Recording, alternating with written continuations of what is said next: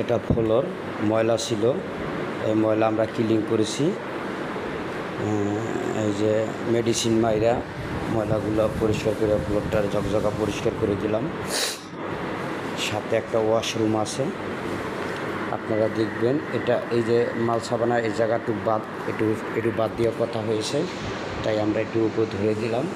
এবার এই যে ওয়াশরুমের ফ্লোরটা অনেক ময়লা ছিল, এই ময়লা পরিষ্কার করা হয়েছে।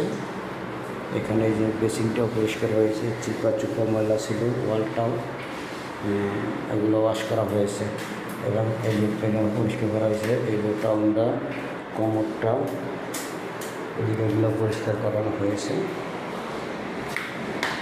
গাইস, আপনাদের যদি কারো কাজ করা লাগে তাহলে আমার এখানে হোয়াটসঅ্যাপ নাম্বার দেওয়া হবে, আপনারা হোয়াটসঅ্যাপে যোগাযোগ করে কাজ করানো ব্যবস্থা করতে পারবেন। জি, আশা করি। ধন্যবাদ।